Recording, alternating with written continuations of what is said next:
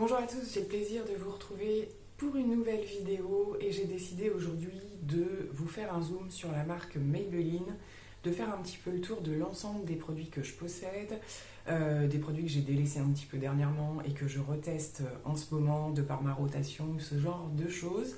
Donc c'est parti, je vais vous laisser avec une pause complète, on va dire, de produits Maybelline et je vous redonne un petit peu mon avis sur ces produits. La plupart, on les retrouve encore dans le commerce aujourd'hui, donc je me suis dit que ça pourrait être une vidéo intéressante puisque Maybelline a quand même des produits qui font un petit peu le buzz à droite, à gauche. Donc c'est parti, je vous laisse avec la pause des produits et mon avis. Alors c'est parti pour le teint, on va commencer avec l'application du fond de teint, un des plus connus je pense, hein, le Super Stay j'allais dire, en gamme 30 heures. Voilà, donc qui est un fond de teint qui est dit avec une excellente tenue, qui a quand même une couvrance très très intéressante, mais qui au niveau de la texture reste quand même, voilà, on n'est pas sur quelque chose de très épais et très compliqué à estomper ou quoi que ce soit. Donc c'est celui que je vais venir appliquer maintenant, que j'ai actuellement dans ma rotation et que j'avais pas mal laissé de côté pour justement pouvoir mieux le retester. Donc c'est parti, on va l'appliquer ensemble. Je l'ai en teinte numéro 21. Vous allez voir que c'est à peu près... voilà, ça y est, je l'avais un petit peu attendu la fin de saison d'été pour le retester parce qu'il était un petit peu clair. Et ça commence à plutôt être pas mal. Donc il se tient hein, quand même au niveau de la matière, hein, si je puis dire. Mais vous avez quand même pas quelque chose de trop épais. Donc je vais l'appliquer à l'éponge.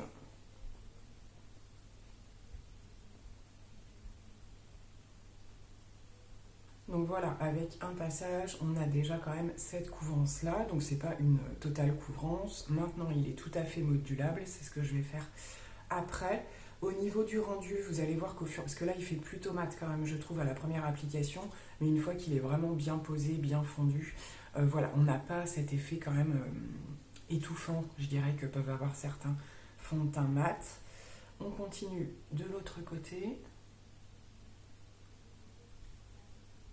Et voilà avec un premier passage au niveau de la couvrance, au niveau, je dirais, de tout ce qui est grain de peau, ce genre de choses, c'est plutôt pas mal. Il a quand même tendance à un petit peu flouter les pores, pas complètement. Hein. On ne peut pas dire que voilà, j'ai d'autres fonds de teint qui sont un petit peu plus puissants par rapport à ça. Mais c'est quand même, voilà, la peau est largement corrigée au niveau des défauts et tout ça. Donc il peut rester avec juste une couche. Hein. Franchement, ça peut être plutôt pas mal quand on n'a vraiment pas beaucoup d'imperfections ou ce genre de choses. Moi, je vais en remettre un tout petit peu pour finir de couvrir et on va se retrouver avec le reste des produits.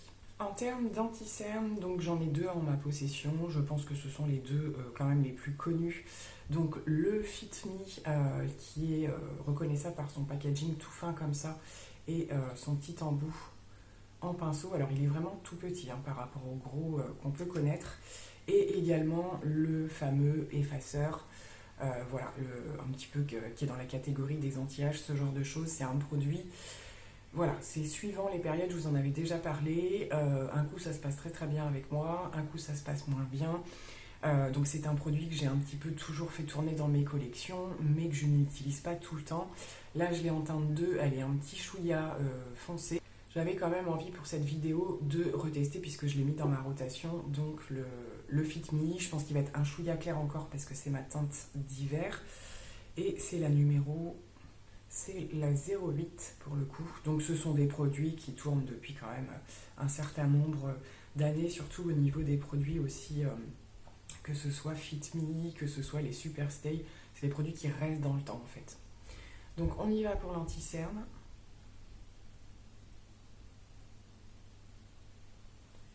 Donc il va être effectivement un chouïa clair encore. C'est vraiment la teinte que j'utilise en plein hiver, mais c'est pas grave. Ce que je vais faire, c'est que je vais le laisser un petit peu poser comme avec le reste des anti-cernes que j'utilise. C'est ce que je fais souvent encore plus quand ils sont un petit peu clairs. Ça permet qu'ils se oxydent un tout petit peu. Je vais venir le tapoter et on l'estompera à l'éponge. Donc voilà, je viens le tapoter.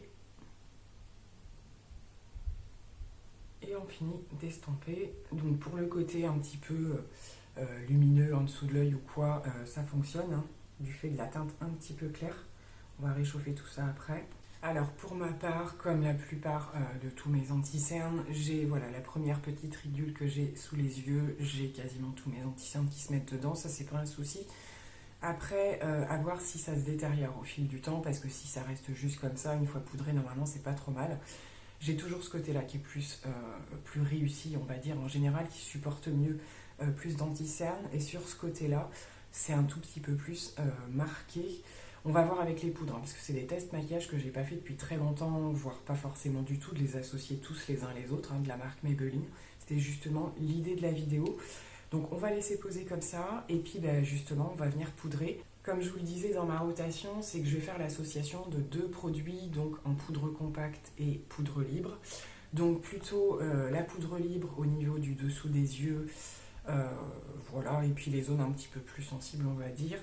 Et sur la zone vraiment que je veux matifier au niveau de mes pores, ma zone T, ce sera la compacte, la Fit Me, qui elle aussi existe depuis des années. Donc pour la Lasting Fix, on a une petite poudre blanche comme ça, extrêmement fine. On est sur vraiment quelque chose de très très fin, c'est le genre de truc, voilà, ça vous fait comme une petite poussière ou quoi. Mais c'est ce que je disais, il faut être vigilant parce que comme elle est blanche, il faut faire attention à pas avoir un effet trop blanchissant. Après au niveau résultat, c'est plutôt pas mal en général. Donc là je vous montre d'un petit peu plus près au niveau du dessous de l'œil, c'est venu complètement voilà, lissé, flouté. Là-dessus il n'y a aucun souci. Mais effectivement, par rapport aux peaux sèches, les zones de sécheresse ou quoi, il faut quand même être vigilant. Et au niveau de l'autre œil, c'est là que je fais attention, hein, même si comme je vous le disais, par rapport aux soins que j'apporte à ma peau en ce moment, ça se passe beaucoup mieux. J'ai toujours cette zone-ci. Et là, effectivement, ça a quand même tendance à me marquer un petit peu. Je ne sais pas si vous le voyez clairement. Donc, je ne vais pas mettre plus de poudre du tout. Comme je vous le disais, je viens juste vraiment sur les petites zones où je veux pas trop matifier, lisser, que le rendu soit le plus fin possible. Et là, je vais venir quand même l'estomper tout de suite. Et on va faire le reste du temps avec la poudre compacte. Donc elle, pareil, je la prends à la houppette. Et là, je vais pas hésiter à insister sur les zones que je veux bien fixer. C'est le genre de poudre, il faut vraiment y aller juste aux endroits où on veut le plus matifier, lisser, et parce que sinon, voilà, si c'est une poudre que je mets sur tout le visage, le rendu va être trop figé, va un petit peu trop marqué au niveau des heures qui passent, etc. Mais par contre, voilà, aux endroits où je veux vraiment pas que ça bouge, tout ce qui est au niveau du reste des pores et tout, pas de souci. Et de la même manière, surtout, je viens tout bien fondre et estomper. Je vais passer quelques étapes toute seule de mon côté parce que j'ai pas tous les produits pour faire non plus, voilà, étape par étape. Et on va se retrouver avec le reste des produits juste à côté de moi, donc je vous retrouve tout de suite. On va pouvoir passer au blush et on reste dans la gamme Fit Me avec ce petit blush que j'ai en teinte 30 qui est un blush un petit peu satiné, donc c'est ce que je vous avais dit, hein, c'est un petit rose gold mais qui sont vraiment canons à utiliser. J'aimerais bien opter pour un peu plus pêche ou corail, voilà, à suivre dans cette gamme-là, parce que finalement, je ne connais pas les autres teintes et il y a quand même pas mal de choix. Donc c'est parti, c'est un blush que je connais bien et qui se travaille vraiment à merveille. Je le trouve hyper fin sur la peau, il marque pas du tout, bien pigmenté, et, enfin voilà. Donc franchement, rien à dire au niveau blush, ça marche super bien pour moi en tout cas. Donc voilà pour le blush, donc on voit bien quand même qu'il reste bien lumineux. Je ne vais pas l'accompagner d'highlighter d'ailleurs aujourd'hui, je trouve que ça suffira et il donne quand même ce côté bonne mine. Donc après voilà, comme je vous disais au niveau des teintes, là on est plutôt vers du rosé, mais il y a quand même un large choix au niveau de la gamme. On va pouvoir passer à l'étape du fixateur et ce sera le Lasting Fix qu'on retrouve la plupart du temps dans toutes les enseignes. C'est vrai que là-dessus, moi, je le vois quand même assez souvent. Ça dépend. On a certains distributeurs, on va dire, qui ont plus de produits de la marque que d'autres. Ça dépend vraiment. Moi, j'aime toujours jeter un petit coup d'œil pour voir un petit peu ce qui reste dans le temps, ce qui arrive en nouveauté ou quoi. Donc, certaines enseignes sont un petit peu plus rapides que d'autres pour avoir les nouveautés. Ça, c'est vraiment dépendant de chacun. Donc là on est sur un spray fixateur avec un fini plutôt mat, voilà, que j'aime beaucoup, agréable à poser. Donc c'est pas un spray continu, il se présente comme ça et il fait relativement bien le travail. Donc c'est parti. Voilà, ce qu'il y a de bien, c'est qu'il fait pas de... Le spray est régulier, il fait pas de gouttelettes et la brume est quand même très très fine lorsqu'elle arrive. L'odeur, voilà, c'est rien de particulier. Donc on va laisser sécher tout ça, puis on va passer au reste. Hein. Il nous reste les yeux, les lèvres, donc c'est parti. Alors du côté des yeux, on peut pas dire que Maybelline soit spécialisé dans les palettes de fard à paupières ou ce genre de choses. Ils en sortent de temps en temps, c'est pas des choses qui font fureur. Je reste toujours attentive et curieuse à ce qu'ils font, mais ça fait très très longtemps que je n'ai pas acheté de palette ou ce genre de choses. Je sais qu'il y en a prochainement qui doivent normalement sortir en petit format. Ça n'a pas l'air d'être des dingueries non plus, affaire à suivre. Par contre, il y a des produits où ils sont quand même pas trop mal au niveau des crayons, des eyeliners, dont celui-ci dont je vous parle très très souvent, qui est donc l'Hyper Precise All Day Matte, qui existe en plusieurs teintes. Je l'ai eu en noir et en vert en particulier. Le vert, j'avais adoré, c'était un superbe vert sapin. Donc on va rester sur des produits très très simples aujourd'hui. Je sais pas trop si je vais mettre d'ailleurs un petit fard à paupières ou quoi que ce soit dessous, mais ça va être Thread Liner. Et je vais donc réutiliser, puisque là c'est vraiment encore d'actualité, une des gammes du Sky High, le mascara en vogue on va dire en ce moment chez Maybelline, que vous avez en gros sous 3 modèles. Le modèle classique avec le packaging rose, celui qui est waterproof et celui-ci, l'Ultra Black, qui est le dernier sorti pour le coup. Alors je vous retrouve juste avant de poser le liner et là vous allez vous dire mais qu'est-ce qu'elle a sur les yeux. Écoutez, au final je me suis décidée pour mettre un fard liquide et j'ai choisi celui de Danessa Myrix dont je vous avais parlé dans ma rotation également, que je souhaitais réutiliser. Donc là je l'ai mis de manière... voilà, j'ai fait qu'un passage, j'ai pas intensifié, je suis en train d'hésiter à voir puisque voilà, plus on les travaille ces fards, plus ils ont de reflets. Je sais pas du tout ce que vous voyez, c'était la petite parenthèse qui n'a rien à voir avec la marque Maybelline, mais c'était aussi pour voilà, voir par-dessus au niveau du liner ce que ça donne. En général, c'est un liner qui passe super bien sur tous les fards, que ce soit métallique ou quoi que ce soit très intense. Donc normalement, il ne devrait pas y avoir de soucis, donc je vais attendre un petit peu que ce soit complètement sec. Et je vais faire le liner pour le coup. Au niveau de la pointe, on est sur quelque chose de très très fin comme ça. Il ressemble un petit peu au KVD. Hein, au niveau du liner, on est sur le même principe. Et donc là, en un passage, du coup, j'ai déjà un trait qui est parfaitement dessiné, que j'ai fait relativement fin, que je vais peut-être un petit peu épaissir, mais je le trouve vraiment super pratique. J'y reviens très très régulièrement sur ce liner, hein, c'est ce que je vous disais, et la tenue est vraiment excellente aussi du coup. Donc je procède au deuxième trait de liner et on va passer au mascara. Donc voilà pour le liner, assez rapidement on a quelque chose. Après voilà, chacun son style au niveau du liner. On peut avoir quelque chose de très très fin, peu étiré. Je trouve que la pointe permet quand même bien ça, c'est-à-dire qu'elle est assez longue et souple, mais pas au point parce que parfois quand c'est trop souple, je pense à un autre liner comme ça que j'ai eu de Huda où c'est vraiment le style pinceau. Et là, pour le coup, le fait que ce soit trop souple, ça a tendance à nous faire des erreurs, on va dire, en termes de traits. Donc je vais le laisser comme ça pour l'instant. Des fois, je réajuste une fois que le mascara est placé. Donc on va utiliser, comme je vous l'avais dit, le Sky High. J'avais déjà dédié différentes vidéos aux différentes versions du mascara.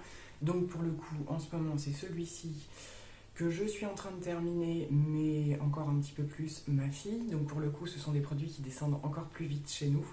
Et c'est vrai que pour le coup, voilà, même pour les jeunes ados, ce genre de choses, la brosse est super pratique pour apprendre tout simplement. On ne peut pas faire trop d'erreurs avec celle-ci. Elle est plutôt souple, donc en plus elle ne fait pas du tout mal, donc ça c'est plutôt pas mal. C'est parti pour le mascara. Donc voilà sur moi avec une première couche, donc ayant intensifié au niveau du fard à paupières, de la paupière mobile en fait, je vais pouvoir vraiment largement mettre une deuxième couche pour le côté un petit peu plus black. Il est vraiment excellent au niveau de la longueur des cils, c'est pas un mascara qui vous complétez au niveau du volume. Je le trouve quand même assez intéressant par rapport à ça. On a vraiment des mascaras qui misent que sur la longueur et qui font vraiment que de grandes baguettes, hein, si je puis dire. Là, il a un petit côté intéressant quand même. Bon, vraiment, ce qui joue sur ce produit-là, c'est vraiment l'extension. Et c'est vrai que le Ultra Black est sympa aussi pour ça parce que justement, il arrive un petit peu à se faire remarquer malgré un fard intense derrière. On y va quand même pour une deuxième couche. Voilà, j'ai terminé avec le mascara et pour le coup, ce qui m'arrive assez exceptionnellement, pour vous montrer un petit peu comme il déploie au niveau de la longueur, c'est que j'en ai aussi mis en bas. Ça m'arrive assez rarement, mais voilà. Alors, c'est bien et c'est pas bien pour moi. Parce que pour le coup, ça va avoir tendance à toucher au niveau de mon cerne et que ça peut avoir tendance à transférer un petit peu au cours de la journée ou quoi. C'est aussi pour ça, ces raisons-là que je ne mets pas forcément de mascara ou je vais en mettre que à l'extrémité en fait parce que si ça transfère, ce sera qu'à ce niveau-là. Mais là, j'avais envie parce que voilà, je le trouve super sympa ce mascara. Au niveau des longueurs, il est voilà, il peut avoir un effet un petit peu drama. Et quand on est quand même bien équipé de base, je dois le dire. Mais c'est vraiment un mascara que j'aime beaucoup et que je suis très susceptible de racheter. On va terminer avec les lèvres et comment ne pas parler des produits qui font le plus parler d'eux en ce moment sur la marque Maybelline. En tout cas, ce sont les Ink Vinyl qui sont dérivés dans pas mal de teintes. Donc j'ai ces trois-ci, je vous en ai parlé de manière séparée à chaque fois. Et pour le coup, voilà, je me suis arrêtée à ces trois teintes. On verra si je franchis le cap de la teinte de plus. Celle que je mets les trois quarts du temps, c'est la teinte Peachy, puisque c'est la teinte qui se marie avec tous les make-up possibles, voire même du no make-up.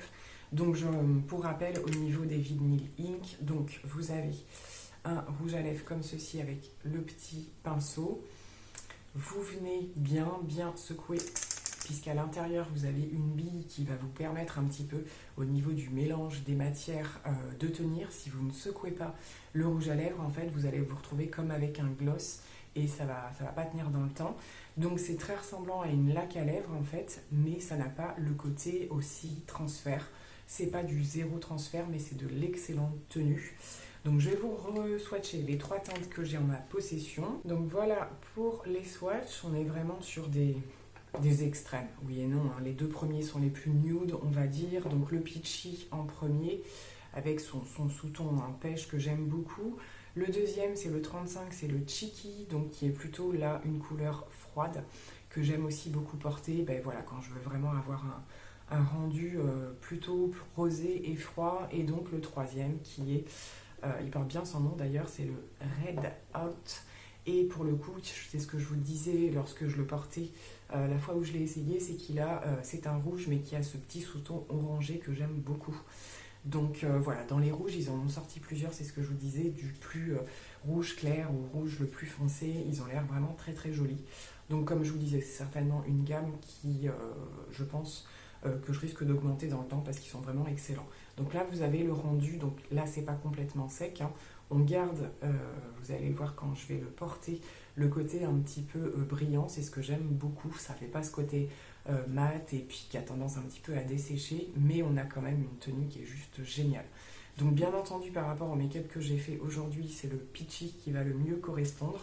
Je pense d'ailleurs que je suis en train de le terminer. C'est un truc de malade, je crois que c'est très rare que je termine des rouges à lèvres. Et je le rachèterai d'office hein, parce que je l'ai vraiment adoré celui-ci. Donc c'est parti, on resecoue et je le pose. Donc voilà pour le résultat du Peachy. Je le trouve juste parfait, il est vraiment magnifique, il s'associe parfaitement avec des teintes froides comme avec des teintes chaudes. C'est vraiment une belle réussite. Déjà la gamme de manière générale, mais cette teinte-ci vraiment une merveille. Ça se trouve il y en aurait une autre hein, qui me plairait. J'ai vu un autre nude, pareil, ni trop chaud ni trop froid, mais un petit peu plus rosé quand même, donc affaire à suivre. Je vous en ai déjà parlé pour le coup de cette éventuelle augmentation de collection. Eh bien écoutez, j'en ai terminé pour ces tests de la marque Maybelline. J'espère que ça vous aura plu, que je revienne un petit peu sur l'ensemble des produits que je pouvais avoir de la marque. Si mes souvenirs sont bons, je l'avais déjà fait avec la marque L'Oréal, mais je pense que ça peut être l'occasion de la refaire puisque depuis j'ai eu d'autres produits aussi. Donc ça peut être un thème de vidéo sympa à vous faire, d'autant que ce sont des produits plutôt abordables déjà qu'on trouve dans les commerces dans lesquels on le voit le plus, mais également à des prix plutôt raisonnables. Donc écoutez, voilà, en attendant d'avoir le plaisir de vous retrouver pour une prochaine vidéo, je vous fais plein de gros bisous, à très vite, bye.